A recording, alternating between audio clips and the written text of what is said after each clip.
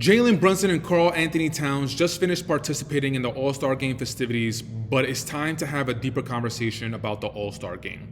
It's your boy Dariel, Mr. New York and Nowhere. Queens get the money. Queens get the money, long time, no cash. Before I dive into today's video, I want to remind you guys, 68% of you guys are not subscribed to the channel. So please hit that thumbs up and subscribe to the channel right now. That way you can stay up to date with all of the news, rumors, reports that Chris and I put out. But the All-Star Game just finished a couple of days ago. And I was going to come on this video and talk about Karl Anthony Towns and Jalen Brunson and how they did in the All-Star Game.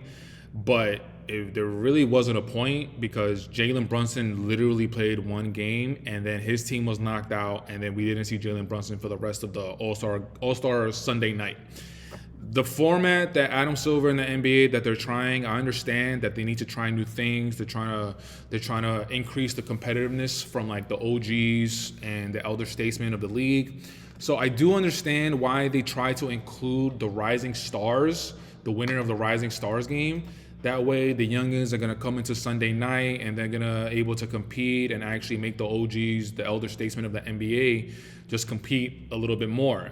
But then you have questions about the Rising Stars players. Like, do they even deserve to be on a Sunday night format? There's just so many questions here regarding just the All-Star game. And this is something that I've been thinking about for a while. I've been talking about this with my friends, just throwing it out there. But I decided to come on to this format where you guys are going to be able to check it out and you guys are going to be able to throw it in the comments and let me know if you guys think it's a good idea. I was kind of like holding back. I didn't really want to share this with everybody in the Knicks Digest family, but I decided to just do it. So I decided a way that I think would actually, it's not going to fix, but it will definitely help the All-Star game format, and it will help just the All-Star festivities. So take a walk with me. Be kind in the comments. Don't kill me. But listen to this.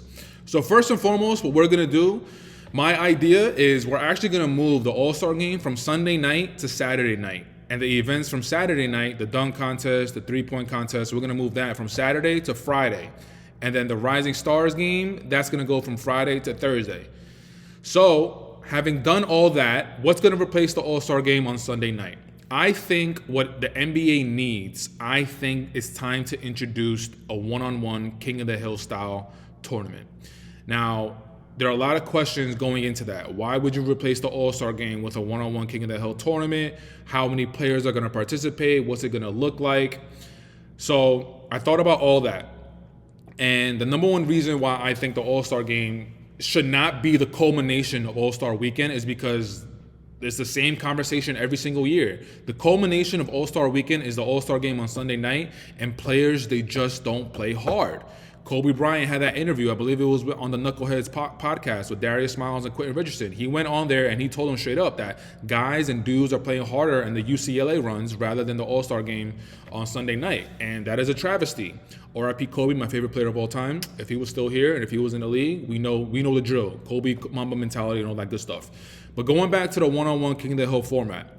So the one-on-one King of the Hill format, it's basically in the name. You don't have any teammates to rely on. You're going one-on-one against someone, and you're going to be Sunday night, prime time, starting at 8 o'clock.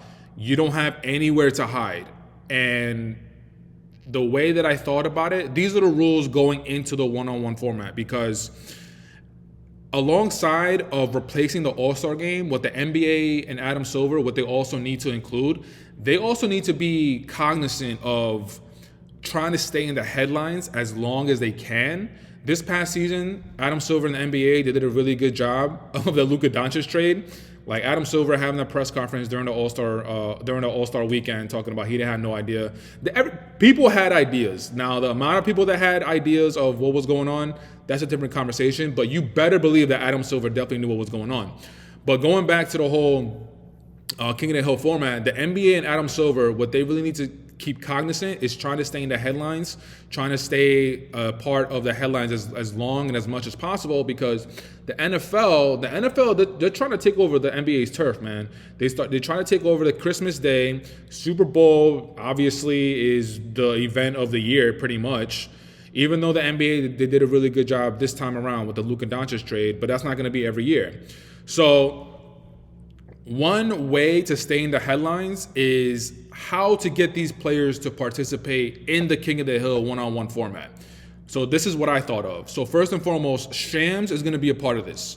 Shams is going to be the one breaking the news like he does when there's a trade, when there's a free agency, off-season signing. Shams is going to be the one on Twitter or X, whatever you want to call it. He's going to be the one breaking the news. And the way it's going to look like, it's going to be LeBron James comes out and challenges Kevin Durant to a one-on-one game in the King of the Hill format this upcoming Sunday. That's going to be the tweet from Shams. Now, in order for LeBron, this is an example, obviously. In order for LeBron, I should change it to Jalen Brunson. Let me change that to Jalen Brunson. Jalen Brunson steps out and challenges Stephen Curry to a one-on-one game in the King of the Hill format this Sunday. That's the tweet from Shams. In order for Jalen Brunson to challenge Steph Curry, Jalen Brunson is going to have to put up $1 million. In order for Steph Curry to accept the challenge, he's going to have to put up $1 million because at the end of the day, I hate to admit it, but money does rule the world. Look at what the NBA is doing with the NBA Cup. Whoever wins the NBA Cup, every player on that team, I think it's around $500,000. So it's not really going to mean a lot towards the LeBrons of the world, James Hardens, the players that are making a lot of money, Jokic, SGA, Jason Tatum. But a guy like Austin Reeves, a guy like Dalton Connect, a rookie on the team who's not making a lot of money, that $500,000 is going to go a long way. So going back to the King of the Hill one-on-one format, in order to challenge anybody, you're going to have to throw up $1 million. In order to accept, if Jalen Brunson challenges Steph Curry is going to have to throw in $1 million to accept the challenge. That way, we at least know they're actually going to be playing for something. There's some sort of pride, and obviously the money's on the line, so Steph Curry is going to take this challenge seriously. Alongside, Jalen Brunson is one of the better players coming up in the league. He's definitely, in my opinion, a top 10 player. Steph Curry is on the other side of his career, so Steph Curry might want something. He might have something to prove. On top of that, by Shams coming out and tweeting to everybody that Jalen Brunson is challenging Steph Curry, if Steph Curry denies the one-on-one challenge from Jalen Brunson and he doesn't give us a reason why, now there's going to be all these NBA talking head shows. The NBA media is going to have their own segment about why everybody thinks that Steph Curry is dodging Jalen Brunson. Is he worried? All that good stuff. I'm trying to give it context. And another example is Kevin Durant coming out and challenging James Harden. Everybody's gonna, if James Harden denies the challenge, or if KD denies the challenge, all the NBA talking head shows, they're gonna go back towards the day of Kevin Durant, James Harden, and Kyrie Irving during the Brooklyn Nets. Why weren't they able to succeed? Putting aside the whole injury stuff, because there was a lot of rumors, there was a lot of rumblings that Kyrie and James Harden, they didn't see eye to eye, or Kyrie and KD. It was 2 out of the 3. There's just a lot to go off of here. So the NBA, they can piggyback off that. They can piggyback off of, why would KD challenge James Harden? This is kind of out of nowhere. Is there some sort of residual feelings towards the Brooklyn Nets days? Or if Steph Curry comes out and challenges KD, are there some residual feelings how KD left the Golden State Warriors and Steph wants his lick back? There's just so many ways that you can look at it, and this is going to help the NBA stay in the headlines as long as possible. Something else I should have prefaced is, prior to the King of the Hill one-on-one game on Sunday night at 8 o'clock, the week prior, Monday through Thursday is the window of opportunity for any amount of players to come out and challenge anybody. Now, the reason why I did this is because, obviously, the more players you have challenging anybody, the more opportunity that you're going to have a King of the Hill one-on-one tournament style format. So Monday through Thursday, that's the week prior to the King of the Hill one-on-one game on Sunday night. So let's say there's a eight-man bracket, right? Jalen Brunson coming out challenging Steph Curry, KD coming out challenging James Harden, LeBron James coming out challenging Russell Westbrook, so on and so forth. Let's say there's 8 brackets. Now, if Jalen Brunson is able to defeat Steph Curry in the first round, he's gonna move on to the next round where he faces the winner between Kevin Durant and James Harden. Again, remember, Anytime a player challenges anybody, they're going to have to at least put in $1 million. If the player accepts the challenge, that player is going to be willing to put up $1 million. So now, if Jalen Brunson is able to if he's able to get through the whole format, get through the whole tournament, and he's able to get to the finals where, let's say, it's Jalen Brunson versus LeBron James, if Jalen Brunson somehow wins, Jalen Brunson is going to be able to collect that pool of money, and he'll have the option of keeping it to himself, donating it to charity, keeping half of it, donating the rest to charity. That's going to be up to the player. But the point that I'm trying to make is this all-star, just the all-star format, period, the dunk contest, like Mac McClung is not going to appear in every single dunk contest from here on out. And then the most recent win, he said that this is the third time's the charm. He said this is probably going to be the last time. So the Adam Silver is not going to be able to hit that Mac McClung button. The three-point contest, it kind of lost its allure. Now everybody's a little bit like, they don't know how to feel about the three-point shot. I'm a little annoyed at it. I don't like seeing every NBA team looking the same. On a 3-on-1 fast break, they stop behind the three-point line and shoot. So I feel like the three-point shot lost a little bit of its allure. The whole reason for this video is because the All-Star game is just not it anymore. So the reason why I'm decided to put this video out is just like, the NBA just need a revamp, man. And I think the perfect opportunity is a one-on-one format where nobody's going to be able to hide, and then you have all of these different headlines coming out where the NBA talking head shows can just make something out of nothing. But there is a little bit to it.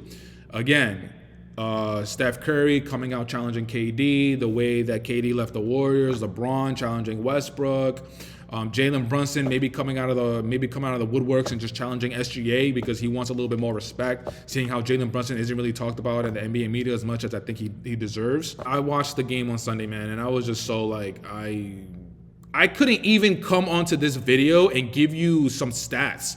Like, Jalen Brunson played one game, and then we didn't see him for the rest of the night.